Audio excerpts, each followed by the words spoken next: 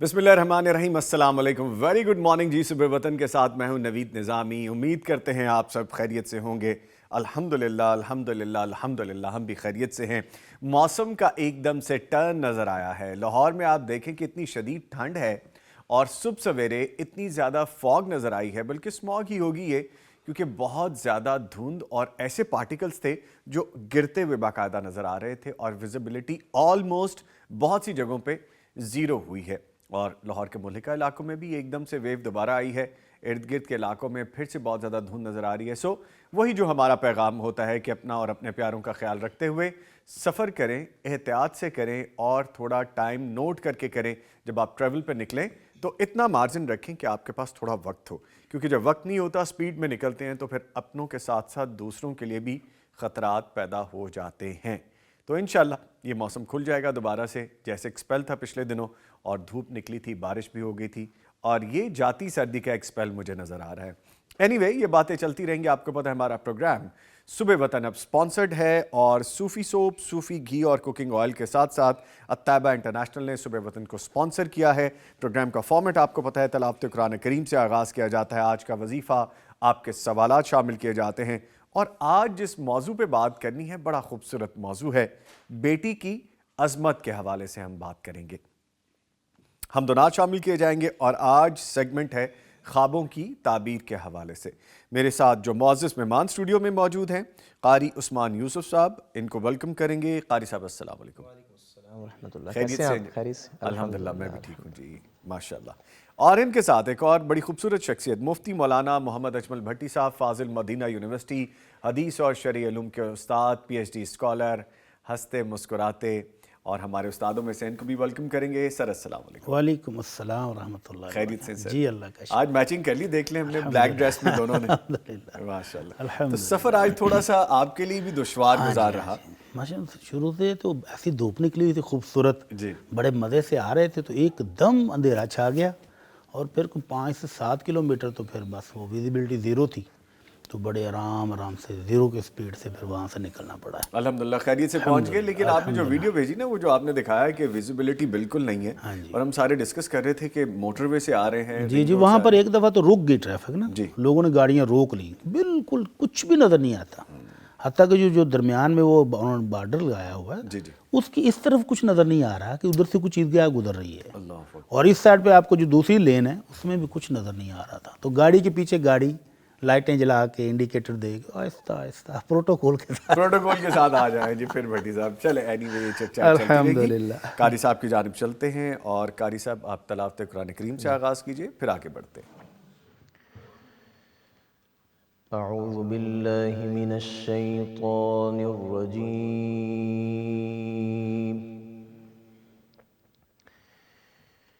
बिस्मिल्लाहिर रहमानिर रहीम।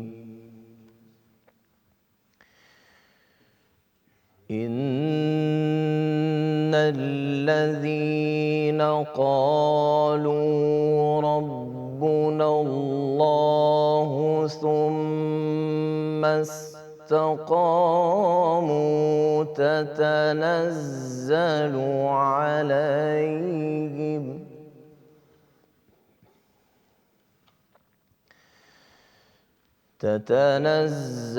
عليهم الملائكة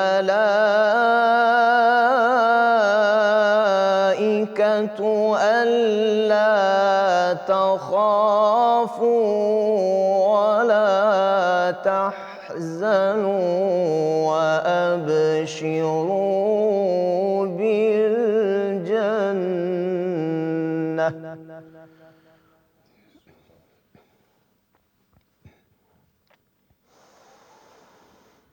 وأبشروا بالجنة التي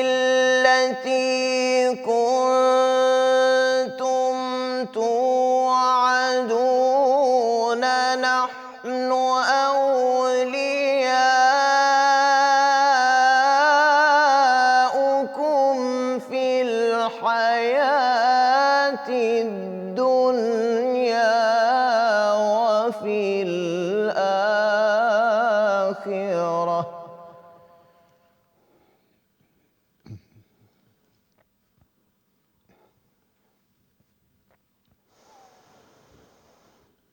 ولكم فيها ما تشتهي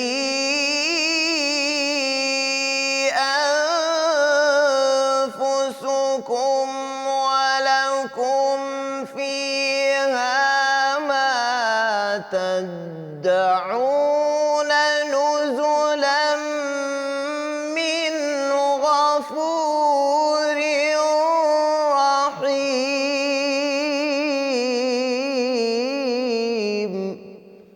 سبحان اللہ سبحان اللہ سبحان اللہ.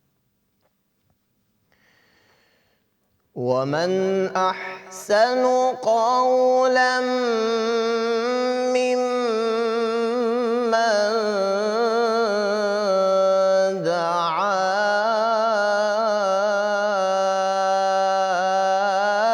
إلى الله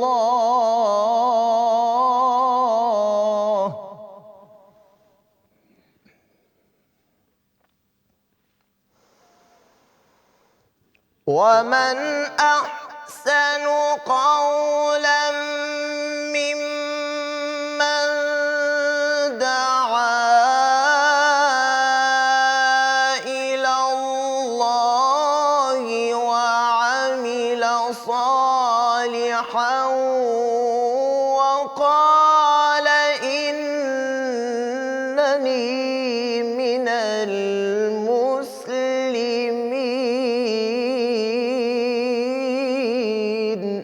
سبحان اللہ سبحان اللہ سبحان اللہ.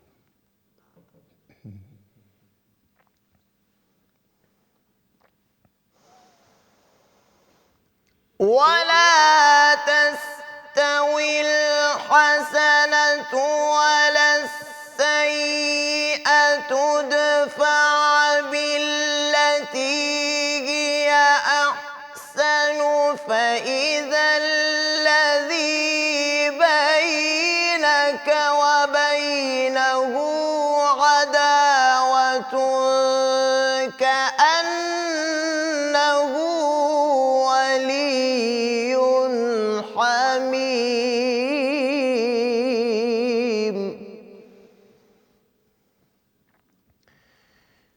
فإذا الذي بينك وبينه عداوة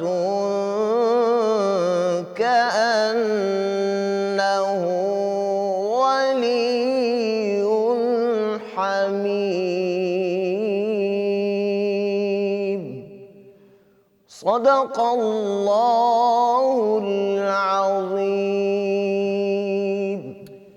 سبحان اللہ جزاک اللہ. اللہ تعالیٰ آپ کو جزائے خیر عطا فرمائے. کار صاحب ماشاء اللہ خوبصورت انداز. سورہ فصلت کی آیات 30 سے 34 تک تلاوت فرمائی قاری صاحب نے، جس میں ذکر ہو رہا تھا وہ لوگ جو ایمان لائے اور اس پر قائم ہوئے ان پر فرشتے نازل ہوتے ہیں.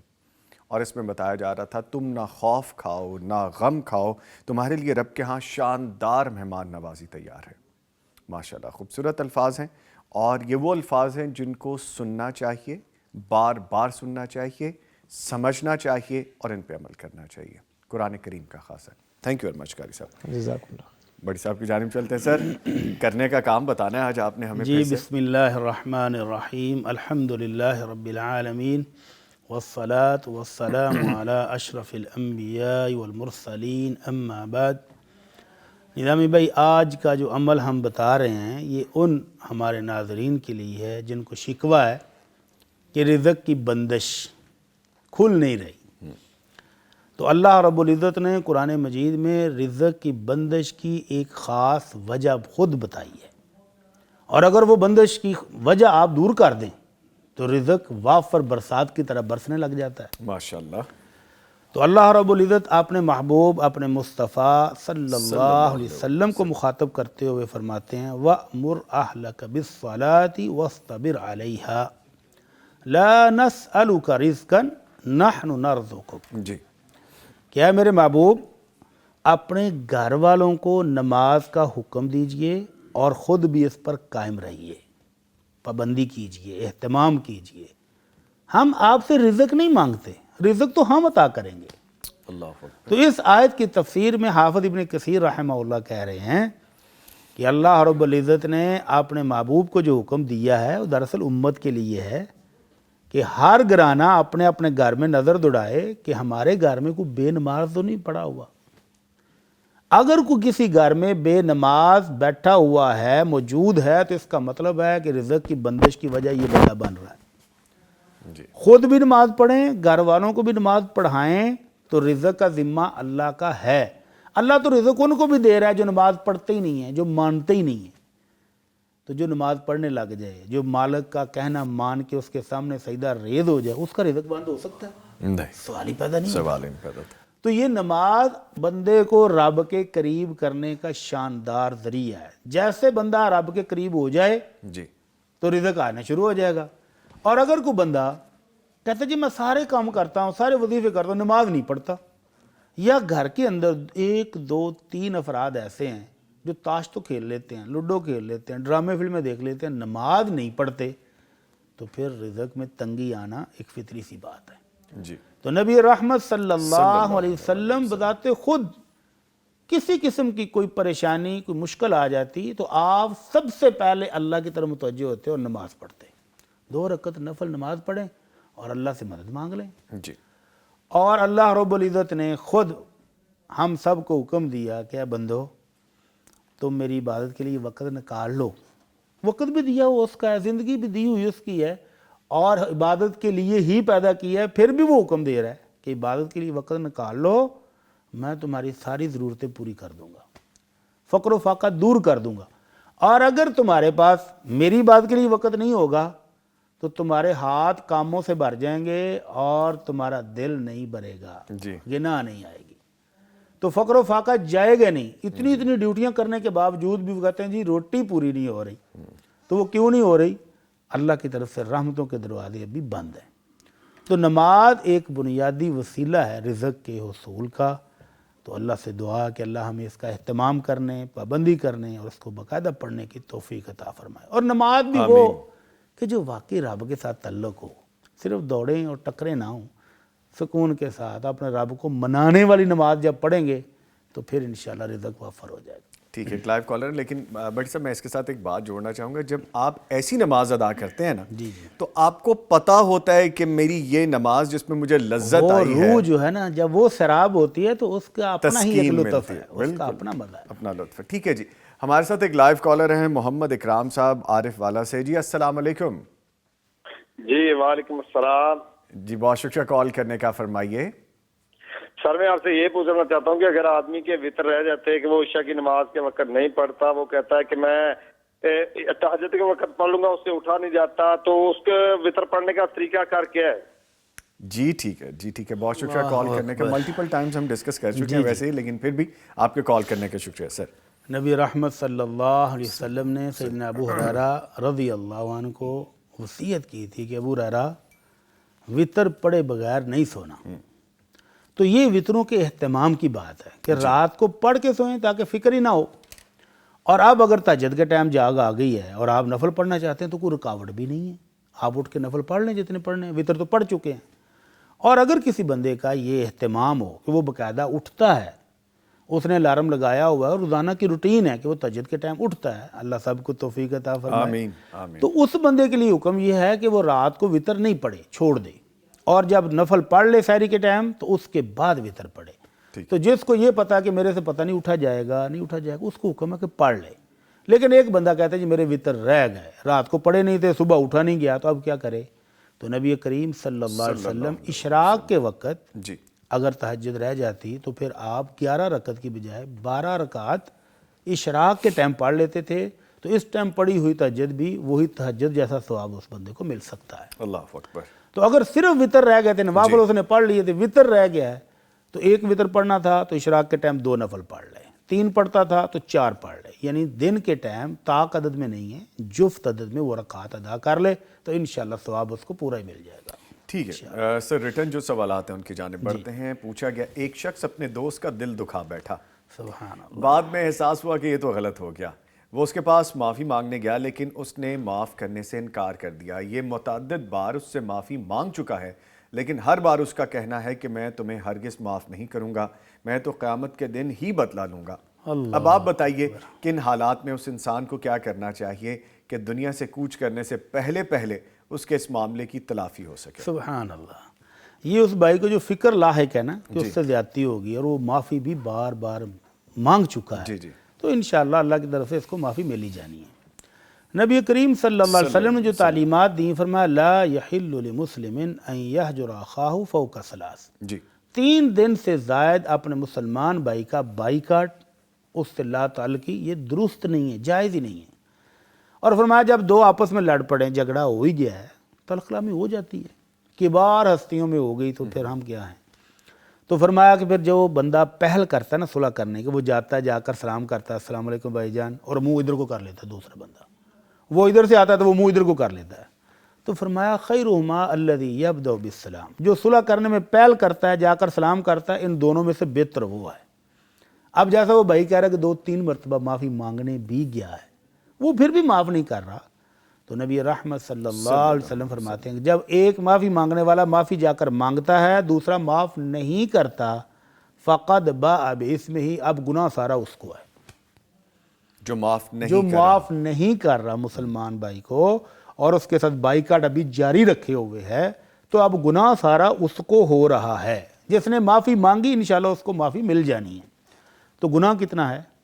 آپ نے فرمایا من حاجر اخاہ فوق سنہ, جو اپنے مسلمان بھائی سے رشتہ دار بھی ہو تو پھر تو اور بھی گناہ زیادہ ہے, اور اگر صرف رشتہ کوئی نہیں, صرف اسلامی رشتہ ہے اور 1 سال تک یہ بائیکاٹ جاری رکھتا ہے, فَهُوَ كَصَفْكِ دَمِهِ, تو وہ اس کو قتل کرنے کے برابر ہے. اللہ اکبر. تو اس لیے وہ بھائی جو ناراض ہیں ان کو بھی آپ معاف کر دینا چاہیے. اللہ رب العزت نے تو اپنے نبی محترم صلی اللہ علیہ وسلم سے فرمایا خُذِ الْعَفْوَ وَأْمُرْ بِالْعُرْفِ وَأَعْرِضْ عَنِ الْجَاهِلِينَ, میرے محبوب معاف کر دیا کر. اور کتنی تکلیفیں دی ہیں, کتنی تکلیفیں دی ہیں دشمنوں نے, کہ وہ تکلیفیں سنتے ہوئے بھی رونگٹے کھڑے ہو جاتے ہیں, اور آپ نے ساری زندگی درگزری کیا ہے. تو اس لیے امتی ہونے کے ناطے ہمیں بھی چاہیے کہ ایک بندے سے غلطی ہوگی, انسان ہے نا, یہ میرے سے بھی ہو سکتی ہے, آپ سے بھی ہو سکتی ہے. بالکل.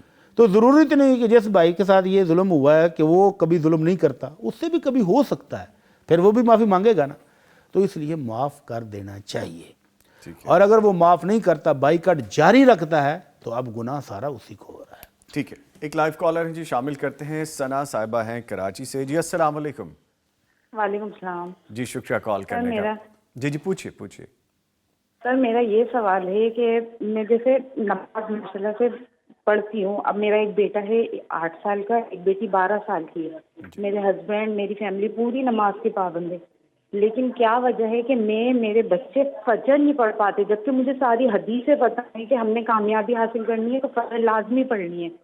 اور یہ بھی ہے کہ مجھے کہ میں منافقین کی لسٹ میں نہیں آنا چاہتی. جب بھی میں عشاء اور فجر کو فوکس کرنا چاہتی ہوں, عشاء پڑھ پاتی ہوں, میرے بچے عشاء پڑھ پاتے ہیں, فجر ہم سے مس ہو جاتی ہے. میرے ہسبینڈ پڑھتے ہیں ایک ہی گھر میں رہتے ہوئے, لیکن ہم سے مس ہو جاتی ہے, پتہ نہیں کیوں. اور روزانہ صبح میں جب 7 بجے اٹھتے ہیں تو یہ عہد کرتے ہیں کہ کل فجر پڑھیں گے ہم. جی. تو یہ میرے ساتھ بہت نفسیاتی مسئلہ ہے, نہیں کہ میں بہت ڈسٹرب رہتی ہوں صرف ایک فجر کی وجہ سے. ٹھیک ہے. اور دوسرا میرا یہ سوال ہے کہ میں وراثت اپنے شوہر کی وراثت تقسیم کری. میرے ساس سسر کا انتقال ہو گیا تھا, ہم نے وراثت تقسیم کی, لیکن اس کے بعد بہت کرائسس میں آئے, بہت پریشان رہ رہے ہیں ہم لوگ نا.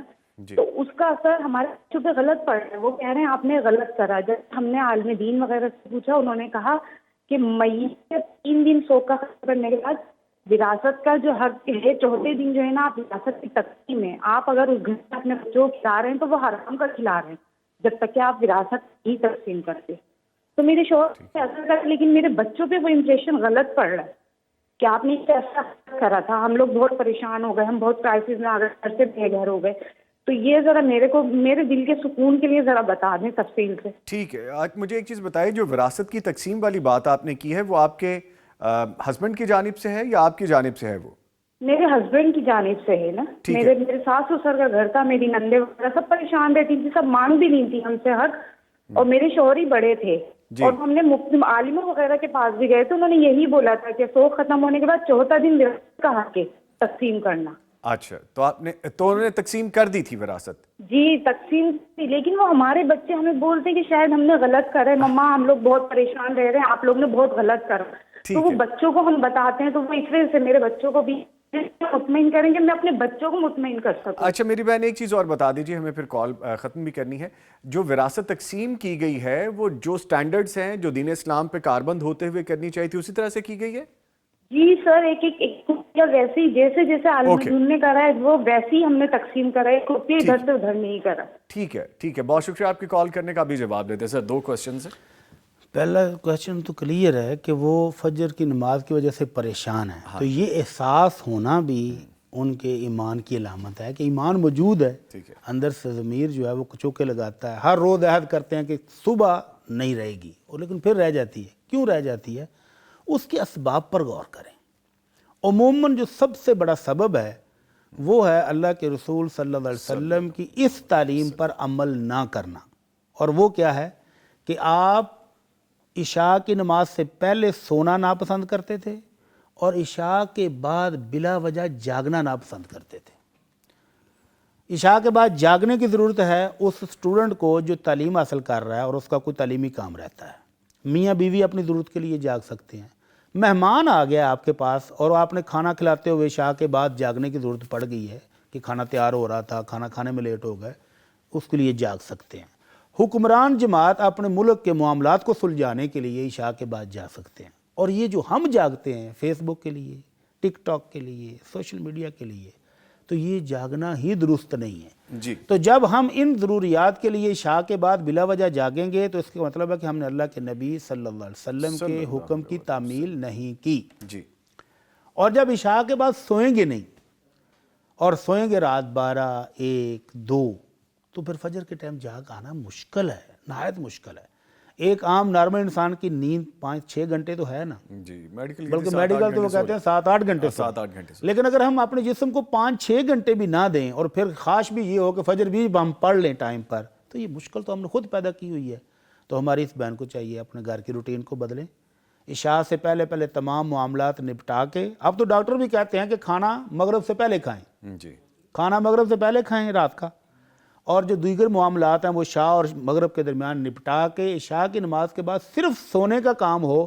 تو پھر دیکھیں آپ، ابھی تو رات بھی بڑی لمبی ہے. ایک چیز بھی انہوں نے جو کہی تھی اس میں کہ ان کے ہسبینڈ پڑھتے ہیں فجر کی نماز، وہ لازمی جگاتے بھی ہوں گے، لیکن وہ بچے جو رات کو دیر سے سوتے ہیں ان کے لیے اٹھنا مشکل ہو جاتا ہے. ٹھیک ہے، یہ تقریباً ہر گھر کی کہانی ہے کہ بچوں کو جوڑتے رہو تو وہ ادھر سے اٹھتے ہیں ادھر لیٹ جاتے ہیں، ادھر سے اٹھتے ہیں ادھر لیٹ جاتے ہیں، تو وہ ٹائم نکل جاتا ہے. تو یہ صرف روٹین بدلیں تو ٹھیک ہو جائے. ٹھیک ہے. وراثت پہ بھی کہ انہوں نے بالکل انہی سٹینڈرڈز پہ اگر تو انہوں نے اسلامی قوانین کے مطابق تقسیم کر دی تھی تو پھر تو یہ اللہ کے ہاں اجر کا حقدار ہیں، پھر پریشان ہونے کی ضرورت کیا ہے. ٹھیک ہے. اور اگر کوئی دیگر مشکلات ہیں تو وہ مت سمجھیں کہ یہ وراثت کی وجہ سے ہو رہی ہیں.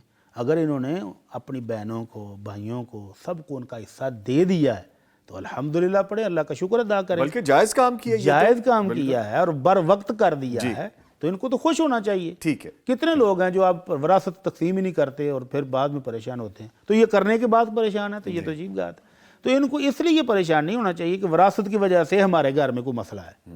لیکن اگر مجھے ایک چیز میرے ذہن میں آ رہی ہے، اگر انہوں نے آبائی گھر اپنے پاس رکھا ہے، جیسا ان کی باتوں سے مجھے لگ رہا تھا کہ آبائی گھر انہوں نے رکھ لیا ہے اور باقی چیزیں تقسیم کی ہیں، تو آبائی گھر بھی وراثت کے اندر ہی تقسیم ہونا چاہیے تھا. اگر انہوں نے اپنے پاس رکھنا ہے، اس کی قیمت لگائیں اور باقی وراثت کا جب حساب کیا تو اس کو بھی اس میں شامل کریں.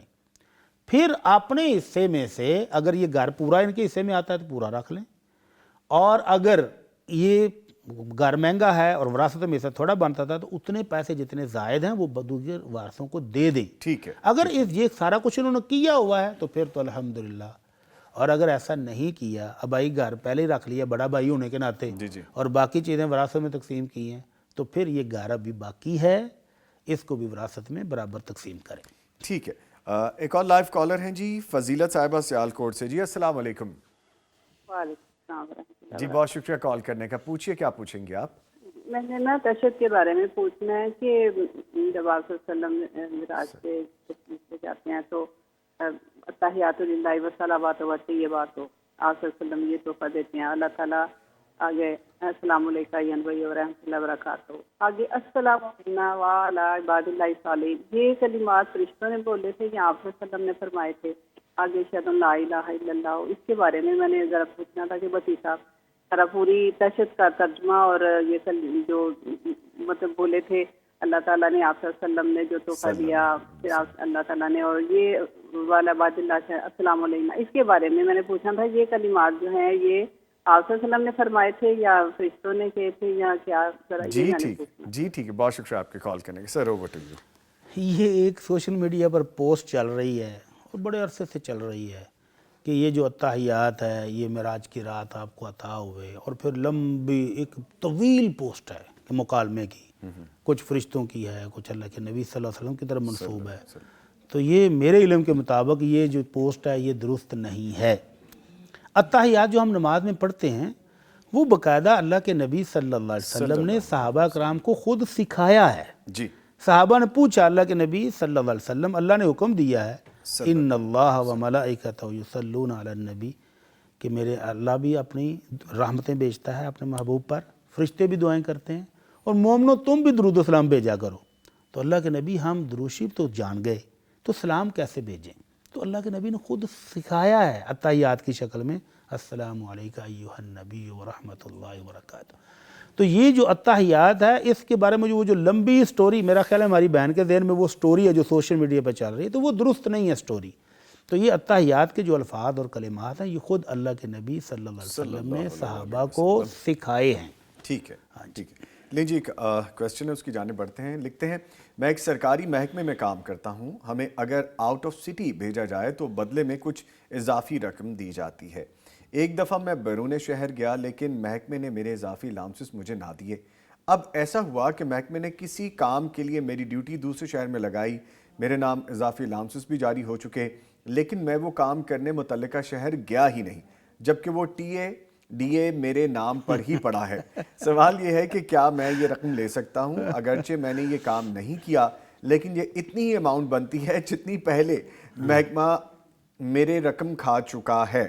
کیا میں اسے اس غضب شدہ حق کا متبادل سمجھ کے لے لوں؟ اچھا اس کا جواب دینے سے پہلے نا کچھ سرگوشیاں آ رہی ہیں. جی اشفاق صاحب وہ کہہ رہے ہیں جی یہ جواب بعد میں لیں گے. شمالیہ صاحبہ سیالکوٹ سے لائیو کالر ہیں ہماری، ان کو پہلے آن لائن لے لیتے ہیں. جی السلام علیکم. وعلیکم السلام. جی شکریہ کال. جی فرمائیے بھائی وہ میں نے پہلے کال کی تھی نا کاف کے بارے میں، تو مفتی صاحب نے کہا تھا کہ مسجد میں اگر بیٹھی ہوں، میں مسجد میں نہیں تھی بیٹھی، میں گھر میں بیٹھی تھی. اور دوسرا یہ میں نے سوال کرنا تھا کہ آپ جادو کی ناز والا پروگرام چلاتے ہیں اور خوابوں کی تعبیر، تو وہ بھی میں دیکھتی ہوں، لیکن مجھے وہ میری طبیعت نہیں ٹھیک رہتی. میرا دل کرتا ہے اگر رات ہوئی ہے نا تو صبح نہ ہو، اگر صبح ہوئی ہے تو میں سوچتی ہوں میری آنکھ ہی نہ کھلے، اور اگر میں سو بھی جاؤں نا مجھے اتنا ڈر لگتا ہے کہ مجھے کوئی شیطانی خواب نہ آئے یا وہ نہ آئے، ڈر نہ لگے، پھر مایوسی سی ہوتی ہے ایک. لیکن میں مفتی صاحب سے یہ بھی پوچھنا چاہ رہی تھی کہ یہ شیطانی وسوسے ہے یہ پھر کیا؟ میں پڑھائی بھی کرتے سوتی ہوں، سورہ بقرہ کا تلاوت بھی لگاتی ہوں، اور وہ الحمدللہ جو مفتی صاحب دعائیں بتاتے ہیں نا وہ میں نے ساری حفظ کی ہوئی ہیں، ہر چیز میں نے الہدا انٹرنیشنل سے میں نے کورس کیا تھا ترجمے کا. جو بھی میں بڑے غور سے سنتی ہوں اور میرے دل کو سکون بھی ملتا ہے، اور میں پڑھتی بھی سوتی ہوں، پھر بھی مجھے اتنا ڈر لگتا ہے کہ میں سوچتی ہوں کہ میری آنکھ نہ لگے اور مجھے خواب نہ آئے کوئی. ٹھیک ہے تو ایسے ہوتا ہے. ٹھیک ہے اور وہ ہم ابھی جواب لیتے ہیں. جی آپ نے کمپلیٹ کر لی ہے تو کر لیں بات، اگر آپ نے کرنی ہے کچھ. نہیں بس اتنی سی بات چلیں ٹھیک ہے بہت شکریہ سر. ایک تو وہ اعتکاف والی بات ہے. اعتکاف جو ہے وہ اللہ رب العزت نے جو مشروع کیا ہے وہ مسجد میں ہے. نبی رحمت صلی اللہ علیہ وسلم خود بھی مسجد میں اعتکاف بیٹھتے تھے، اور آپ کی ازواج مطہرات نے بھی اپنے خیمے مسجد ہی میں لگائے. جی حالانکہ ان کے حجرے مسجد کے ساتھ متصل تھے.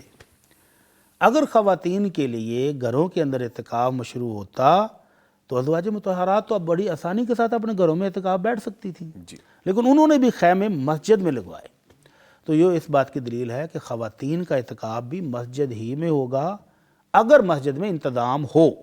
جیسے کہ عموماً ہماری مسجدیں ڈبل سٹوری ہوتی ہیں اوپر والا پورشن عورتوں کے لیے خاص کر دیا جاتا ہے، اور بعض مساجد ان کے کھانے پینے کا انتظام بھی کر لیتے ہیں، یا گھروں والے گھر سے پہنچا دیتے ہیں کھانا۔ اگر یہ سارا انتظام ہو اور خواتین کو وہاں پر پردے کا کوئی ان کے سیکورٹی کا مسئلہ نہ ہو تو وہ بیٹھ جائیں، وگرنہ ضرورت کوئی نہیں ہے۔ عبادت کرنا چاہتی ہیں تو دیگر جیسے گھر کے کام کاج کیے، اس کے بعد ساری رات اپنے گھر میں جہاں چاہیں عبادت کریں۔ تو اعتکاف بیٹھنا ہے باقاعدہ تو وہ مسجد ہی میں ہوگا جیسے مردوں کا ہوتا ہے۔ ٹھیک ہے۔ دوسرا، وہ ہماری بہن کہتی ہے میں ساری دعائیں بھی پڑھتی ہوں، اثر کیوں نہیں ہوتا؟ تو وہ پہلے تو اپنا یہ جو نفسیاتی مسئلہ ہے نا، اس کو تھوڑا سا حل کریں، اپنے اوپر خوف کو طاری نہ کریں، اور رات کو سنت کے مطابق دعائیں پڑھ کے دائیں کروٹ پر سوئیں۔ اور وہ ڈرونے خواب، ان کے لیے ہم نے ایک دم بتایا تھا، شاید وہ یہ کرتی ہیں کہ نہیں کرتی ہیں۔ نبی کریم صلی اللہ علیہ وسلم کے پاس ایک صحابی آئے، کہنے کہ اللہ کے نبی رات کو مجھے ایسے ڈرونے خواب آتے ہیں کہ میں ڈر کے جب اٹھتا ہوں تو مجھے پسینہ آیا ہوتا ہے، اتنا خوفناک۔ تو آپ نے پھر جو ان کو دم بتایا، وہ کرنے کے بعد وہ کہتے ہیں مجھے پھر دوبارہ ڈرونے خواب آنے بند ہو گئے۔ تو وہ دعا ہم دوبارہ بتا دیتے ہیں۔ جی پلیز۔ اعوذ بکلمات اللہ التامات من غضبہ و عقابہ و من شر عبادہ۔ تو یہ والی دعا اگر انہوں نے پہلے یاد کی ہوئی ہے تو یاد کر لیں، اگر نہیں تو کسی سے پوچھ لیں یا ہمیں میسج کریں، ہم ریٹرن بھی بھیج دیں گے۔ تو یہ دعا پڑھنے کے بعد ان کو ڈرونے خواب آنے بند ہو جائیں گے انشاءاللہ۔ انشاءاللہ تعالی۔ ٹھیک ہے۔ اور سر وہ سوال یاد ہے آپ کو کہ میرا وہ ٹی اے ڈی اے غصب کر لیا گیا تھا، تو میں نے اب وہ رکھ لیا جب میں نیکسٹ ٹائم عدلے کا بدلہ۔ عدلے کا بدلہ، تو کیا یہ غلط تو نہیں؟ ہمیں حکم یہ ہے، پہلے دیکھیں محکمے نے اگر ان کو ٹی اے ڈی نہیں دیا تو یہ ظلم ہے، یہ زیادتی یہ زیادتی ہے ان کے ساتھ۔ اگر اس کے خلاف کوئی کمپلین وہ کر سکتے ہیں تو کریں، جی، کہ ان کا ایک رائٹ تھا نہیں ملا ان کو، تو وہ کسی بھی اپنے محکمے میں جہاں کمپلین کا حق ہے تو کمپلین کریں اور لے لیں اپنا حق۔ جی۔ اور دوسرا، جو انہوں نے کام کیا ہی نہیں اور غلطی سے ان کے حصے میں آ گیا ہے تو وہ ان کو وصول کرنا درست نہیں ہے۔ ٹھیک ہے۔ نبی رحمت صلی اللہ علیہ وسلم نے ایک اصول دیا ہے ہمیں جی، کہ اگر آپ کا محکمہ، آپ کی حکومت آپ پر ظلم کرتی ہے، اپنے حقوق تو لے لیتی ہے اور آپ کے حقوق نہیں دیتی، تو آپ نے فرمایا ادّو الیہم حقہم، ان کے حقوق دے دو، وصلوا اللہ حقکم، اور جو تمہارے حقوق وہ نہیں دے رہے وہ اللہ سے مانگ لو۔ دنیا میں نہیں دے رہے تو آخرت میں تو دیں گے نا۔ تو اس لیے ان کو یہ جو ہے نا ہیرا پھیری نہیں کرنی چاہیے۔ بظاہر انہوں نے جو کام کیا ہی نہیں ہے تو اس کا ٹی اے ڈی اے وصول کرنا یہ ان کا حق بنتا نہیں۔ جی۔ اور جو ان کا حق بنتا ہے وہ انہوں نے دیا نہیں تو اس کے خلاف وہ کمپلین کریں اور اپنا حق وصول کر لیں۔ ٹھیک ہے۔ سر آگے پوچھا گیا 13 لاکھ روپے ہیں۔ جی، 13 لاکھ روپے ہیں، اس رقم کی تقسیم 4 حصے میں ہے، والد صاحب اور 3 معذور افراد، کیا ان پر زکوٰۃ ہوگی؟ اب اس میں جو مجھے چیز سمجھ آتی، 3 معذور افراد تو لکھا ہے، اس میں میل اور فیمیل بھی نہیں لکھا ہے انہوں نے، تو اب دونوں صورتوں یہ میں بھی نہیں بتایا کہ وہ 3 معذور جس کی رقم ہے اس کے ساتھ ان کا تعلق کیا ہے، تو یہ اولاد سوال ہے کون ادھورا۔ جی، ادھورے کا جواب دیں گے تو پھر دانشور ہم پر برسیں گے، پھر ابھی رک جاتے ہیں اس رک پہ۔ جائیں، یا پھر ہم جو ہم سمجھے ہیں وہ جواب دیتے ہیں ٹھیک ہے کہ معذور ہونے سے زکوٰۃ ختم نہیں ہوتی ہے۔ جی، ٹھیک ہے، اگر یہ 4 افراد ہیں اور یہ ان کی پراپرٹی یا ان کی جائیداد ہے اور یہ انہوں نے آپس میں تقسیم کرنی ہے 4 حصوں میں، تو 4 حصوں میں 13 لاکھ کو جب تقسیم کریں گے تو 4 × 12 3 لاکھ سے زائد آئے گا نا۔ ہاں جی، 3 سے کچھ، تو آپ پچھلے سال جو ہے وہ 60,000 کے قریب نصاب تھا زکوٰۃ 25 تقریباً بن جائے گا۔ تو یہ 325 نصاب سے اوپر کی رقم ہے۔ جی۔ اگر اس پر سال گزر جاتا ہے تو ان معذور افراد کے پیسوں سے بھی زکوٰۃ نکالی جائے گی، یا تو ان کی ضروریات پر سال میں خرچ ہو جائے۔ جی، اگر خرچ نہیں ہوا، سیونگ میں پڑا ہوا ہے، تو خواہ وہ معذور ہوں، خواہ وہ بچہ ہو، خواہ وہ بڑا ہو، زکوٰۃ تو اس پر 2.5% دینی ہوگی۔ ٹھیک ہے۔ انکمپلیٹ تھا لیکن جتنا سمجھ میں آیا اس کے مطابق یہ جواب بنتا ہے۔ آگے کویسچن ہے، اور بڑا کوئکی سا کویسچن ہے لیکن ہے سمجھ میں، کیا عورت نماز جنازہ ادا کر سکتی ہے؟ بالکل کر سکتی ہے۔ نماز جنازہ نماز ہے نا، پہلے آپ نے کہا نماز جنازہ، جی جی جی جی، نماز ہے تو نماز پڑھے گی، اور جنازہ دعا ہے تو میت کے لیے دعا وہ کرے گی۔ جو چیز ان محترمہ کے ذہن میں وہ یہ ہے جی، کہ کیا وہ جنازے کے ساتھ جا سکتی ہے؟ تو نبی رحمت صلی اللہ علیہ وسلم نے، سیدہ ام عطیہ رضی اللہ عنہا بیان کرتی ہیں، نہینا عن اتباع الجنائز، کہ اللہ کے نبی صلی اللہ علیہ وسلم نے ہمیں جنازے کے ساتھ جانے سے منع کیا ہے۔ یعنی جیسے وہ چارپی اٹھا کے مرد حضرات جائیں گے تو پیچھے پیچھے مرد عورتیں بھی جائیں قبرستان تک اور دفن کر کے واپس آئیں، تو اس سے روکا ہے کہ صرف مرد جائیں گے، عورتیں نہیں جائیں گی۔ لیکن وہ فرماتی ہیں وَلَمْ يُعْزَمْ عَلَيْنَا، یہ کوئی بہت سختی والا حکم بھی نہیں تھا، لیکن نماز جنازہ میں تو کوئی مسئلہ ہی نہیں ہے۔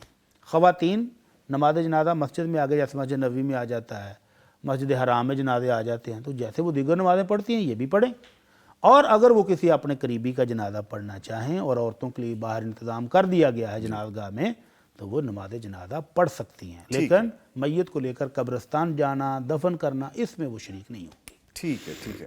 اچھا، ایک کویسچن ہے اور اس کویسچن کے ساتھ نا مجھے بڑی چیزیں یاد بھی آئی ہیں، لیکن یقیناً مفتی صاحب اس کا جواب دیں۔ کویسچن یہ ہے، اگر میری تنخواہ 50,000 روپے ماہانہ ہے تو شادی کے بعد مجھے اپنے ماں باپ کو اس کا کتنا حصہ دینا فرض ہے، اور ان کے پاس میرے علاوہ کہیں اور سے آمدنی کا ذریعہ بھی نہ ہو تو؟ سبحان اللہ، سبحان ارے اللہ کے بندے، رکھ دو سارا اللہ سامنے اور اکبر، پھر اللہ دیکھو کہ کیا ہوتا ہے۔ ایسی برکتیں پڑتی ہیں، شادی ہو یا شادی نہ ہوئی ہو، اللہ ایسی برکتیں پڑتی ہیں کہ یہ جی میرے پاس انکم آئی ہے، تو وہ صرف اس کو دیکھ بھی لینا، کچھ اٹھائیں بھی نہ، تو بڑی برکتیں پڑتی ہیں۔ اصل میں مسئلہ پتہ کیا ہوتا ہے، یا وہ بیگم صاحبہ کہتی جی سارے پیسے آپ اماں کو دے دیتے ہو، ابو کو دے دیتے، مجھے کچھ نہیں دیتے، جی تو یہ بیلنس کرنا ہے ان کا ذرا نا مسئلہ۔ جی جی بالکل بالکل۔ لیکن جو شریعت کہتی ہے وہ حکم کیا ہے؟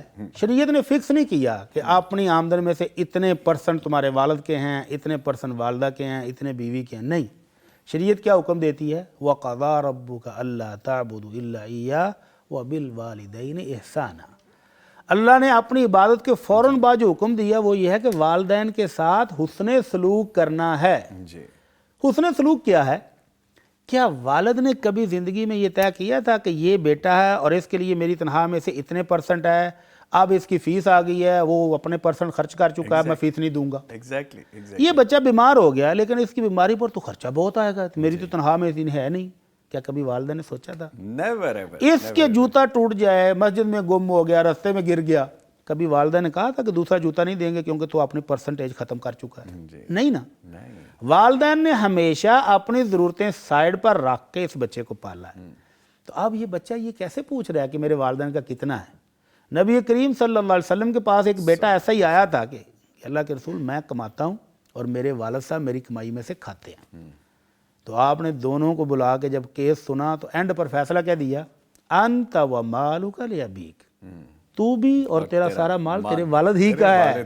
تو جیسے آپ نے کہا نا کہ وہ تنخواہ لا کر دے دے والدین کو، ابو جی امی جی یہ پکڑے، اس کو ساتھ آپ نے گھر چلانا ہے، جتنی میری ضرورت ہے وہ مجھے دے دیا کریں، جتنی آپ کی بہو کی ضرورت ہے اس کو دے دیں، اور جو گھر کا معاملہ ہے والدین بزرگوں کے ہاتھ میں دے تو بڑی برکتیں ہیں سر، صدقے خیراں، بڑی برکتیں، بڑی اس کو مشکل ہی کوئی نہیں ہوگی، کوئی مشکل، یہ سوال بھی نہیں پوچھنا سوال پڑے گا، پوچھنے کی ضرورت نہیں پڑے گی، بالکل۔ تو وہ جو 50 اس کو تھوڑا نظر آ رہا ہے نا، اس میں برکت ایسی ہوگی کہ بچت بھی ہوگی۔ اور اگر یہ کہے نا کہ لو جی اچھا جھگڑا ختم کرنے کے لیے اگر یہ ایسا ہی کر لیں کہ والدین کی ضروریات کا اسٹیمیٹ لگا کہ ابو جی یہ آپ کا ہے، امی جی یہ آپ کا ہے، بیوی کو بھی اس کے دے دے اور باقی اپنے پاس رکھ لیں، اس طرح بھی سسٹم چل سکتا ہے۔ لیکن اگر گھر کے سربراہ کو والدین کی ہی رہنے دے، والدین ہی کے ہاتھ میں ساری کمائی دے دے اور اپنی ضرورت کا ان سے مانگ کر لے جیسے پہلے لیتا تھا، بڑی برکتیں ہیں سر اس میں، بڑی اس برکتیں، جیسی تو بات ہی کوئی نہیں۔ بات ہی کوئی نہیں ہے۔ تو اس بیگم کو بھی سمجھنا چاہیے کہ یہ والدین ان کے لیے باعث رحمت ہیں، ان کی دعائیں لے لیں، اور والدین کو بھی تھوڑی شفقت کرنی چاہیے۔ نظامی بھائی میں نے بہت سارے خاندانوں میں دیکھا ہے، ابھی ریسنٹلی ایک بزرگ مجھے ملے تو وہ بڑے خوش تھے، کہتے ہیں جی مجھے تو اپنی بہو سے کوئی شکوہ نہیں، بھائی کھانا تیار کر کے تو بہو کہتی ہے ابو جی آ کے کھانا کھا لیں، ٹائم پر کھانا ملتا ہے، اور سوٹ بڑا اچھا پہنا ہو تو کہتے ہیں دیکھو سوٹ استری کر کے پریس کر کے تو بہو دے دیتی ہے ٹائم پر، اور کیا چاہیے یار؟ کہتا میں تو بس اب قرآن پڑھتا ہوں، نمازیں پڑھتا ہوں اور دعائیں کرتا ہوں۔ تو اماں جی کو تھوڑا سا شکوہ تھا، اماں جی تھوڑا سا غصے میں آ کر کہتی ہیں بس بیٹے کی شادی کر کے نا تو ماں کو تو فوت ہو جانا چاہیے۔ اللہ اکبر، اتنی ناراض، اللہ اکبر۔ تو میں نے کہا اماں جی آپ اتنا غصہ کیوں کر رہی ہیں؟ کہتی گھر میں رہتے ہوئے کچھ نہ کچھ تو پھر کہنا پڑ ہی جاتا ہے۔ تو بابا جی فوراً بولے کہ میں نے تجھے کئی دفعہ کہا ہے کہ تو اب کچھ نہ کہا کر، تو اللہ اللہ کر، کپڑے مل رہے ہیں، کھانا مل رہا ہے، دوائی ٹائم پر مل رہی ہے، بچے عزت کر رہے ہیں، اور کیا چاہیے؟ تو اگر میرا خیال ہے کہ والدین بھی اس طرح سے شفقت کر لیں اور بچے بھی خدمت کر لیں تو یہ 50,000 کوئی کم نہیں ہے۔ اور اگر بچے خدمت میں ہیں، ہچکچائیں اور کہیں نہیں جی مجھے تو فتویٰ مل جائے کہ ان کو بزرگوں کو اتنا دینا بس دے کے میں فارغ ہو جاؤں، اگر نیت ہی یہ ہو. نیت یہ ہو تو پھر برکت نہیں آنے والی، پھر گھر میں اللہ کی رحمتیں نہیں آنے والی. ٹھیک لیں سر، تھینک یو ویری مچ. جزاکم اور یہ کویسچن ایسا تھا کہ ہمارا پورا پروگرام اس پہ ختم ہو سکتا جی ہے، ہو سکتا ہے، ایسی ڈیبیٹ ہے، لیکن اینی وے ہم نے سمیٹ دی گفتگو. الحمدللہ. ٹھیک ہے جی. اس کے ساتھ ہی میں اپنے معزز مہمانوں کا شکریہ ادا کروں گا. قاری عثمان یوسف صاحب آپ تشریف لائے، آپ کے آنے کا شکریہ جی، بارک اللہ فی عمرک. اور ان کے ساتھ موجود رہے مفتی مولانا محمد اجمل بھٹی صاحب. سر آپ کے بھی آنے کا بہت شکریہ، تھینک یو ویری مچ. لے جی پروگرام ابھی جاری ہے اور بریک کے بعد جب ہم واپس آئیں گے تو بات کریں گے بیٹیوں کی عظمت کے حوالے سے. آپ نے کہیں نہیں جانا، بلکہ ایک چھوٹے سے بریک کے بعد ہمارے ساتھ رہیے گا.